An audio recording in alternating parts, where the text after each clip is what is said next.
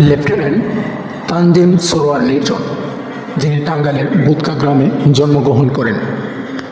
Lieutenant Tanzim Sarwar নির্জন Pabna cadet college থেকে উচ্চ মাধ্যমিক পাশ করেন এবং 2022 সালের 8 জুন বিএমএ তথাকথিত বাংলাদেশ মিলিটারি একাডেমি হতে 82তম দীর্ঘমেয়াদী কোর্সে যোগদান করেন। তিনি কোর্স সম্পূর্ণ শেষ করে 2024 সালে বাংলাদেশ মিলিটারি একাডেমি হতে সার্ভিস করে কমিশন লাভ করেন। গত 24 সেপ্টেম্বর কক্সবাজার চকরিয়া যৌথ বাহিনীর একটি অভিযান পরিচালনা করার সময় লেফটেন্যান্ট তানজিম সরোয়ার নির্জন বিএ 11-453 উনি সন্ত্রাসীদের হামলায় নিহত হন।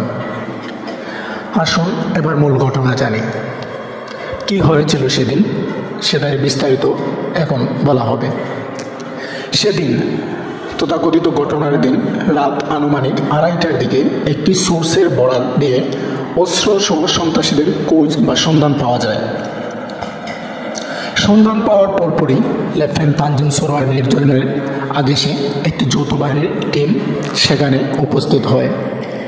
সন্ত্রাসীদের সাথে এক পর্যায়ে লেফটেন্যান্ট তানজিম নেগোসিয়েট করতে এগিয়ে গেলে এক পর্যায়ে তাদের সাথে কাটাকাটি হয়।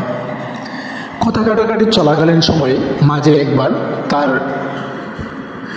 এক পর্যায়ে কথা কাটাকাটি শেষে তার গলায় 3বার ছুরি দিয়ে আঘাত করা হয়। এরপর তার বাম চোখে আঘাত করে এটি তার চোখের ভেতরে প্রবেশ করায় এবং তার গলায় পর্যাপ্ত আঘাতের কারণে প্রচুর রক্তক্ষরণ হয় এবং তাকে তৎক্ষণিক সিএমএইচে নেওয়ার আগেই তিনি মৃত্যুবরণ করেন।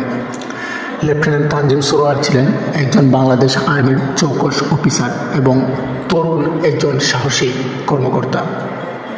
তিনি কর্মক্ষেত্রে তার সাহসিকতার প্রমাণ রাখেন। দেশের প্রতি তার আন্তরিক ভালোবাসা ছিল গভীর।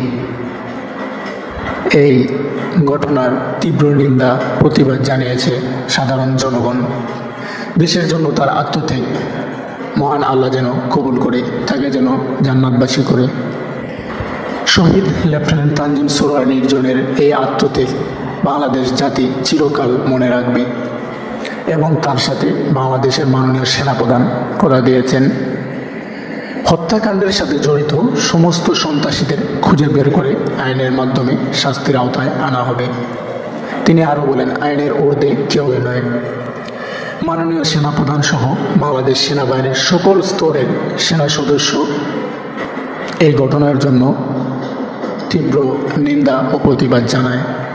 তিনি যদি দেশের স্বার্থে এই সন্ত্রাসীদের মোকাবেলা না করতেন, হয়তো তিনি আজকে বেঁচে যেতেন।